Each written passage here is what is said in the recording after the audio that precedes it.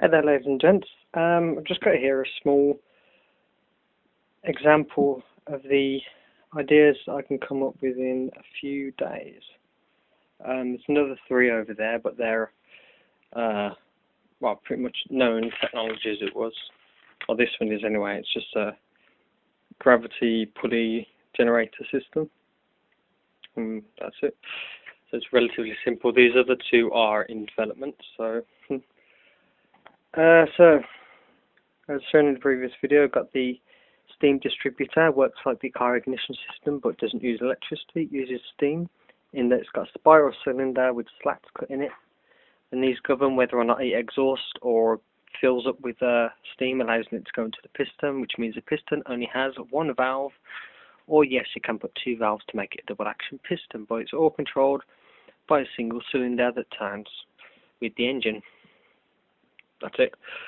That's the Flame-Licker Rhombolic, or Rhombic. I keep calling it Rhombolic, but it's a Rhombic engine.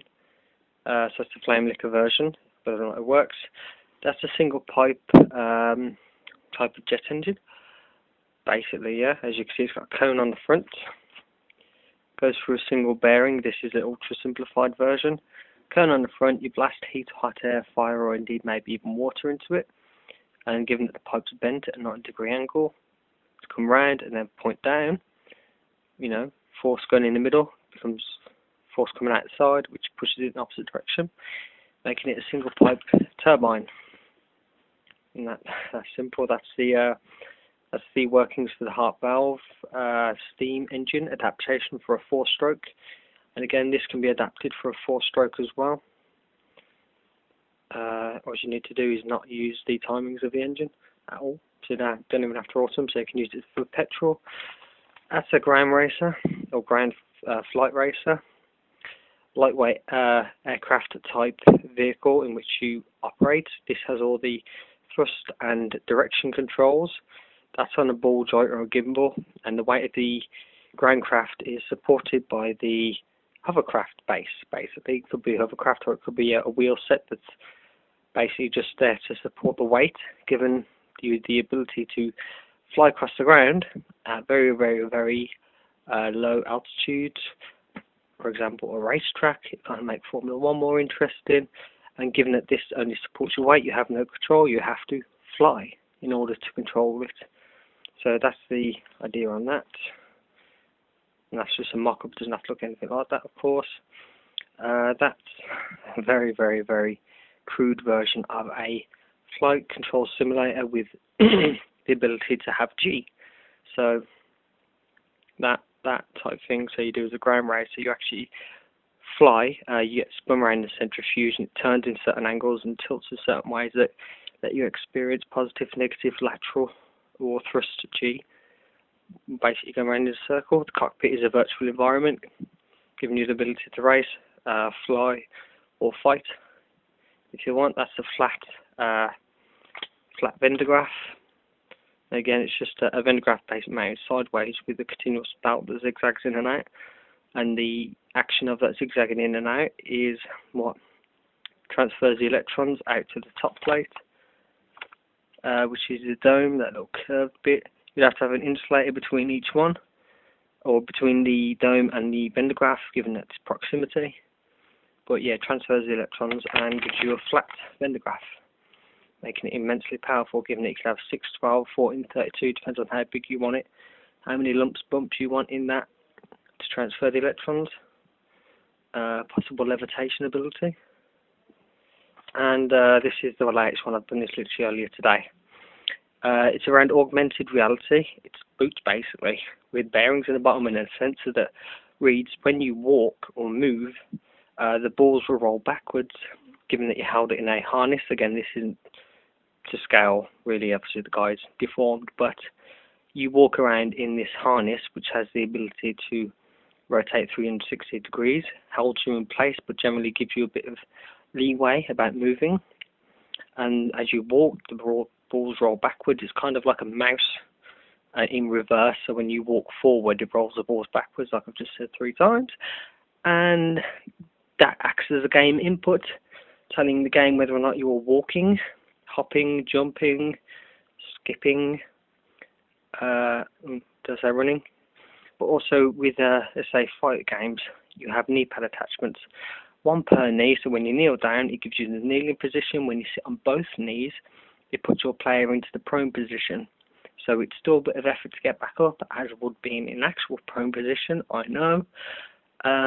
So it still gives you the effort involved without lying on the floor. Obviously sitting on both knees and having to get back up is a pain in the ass. Those are all the stipulations about it.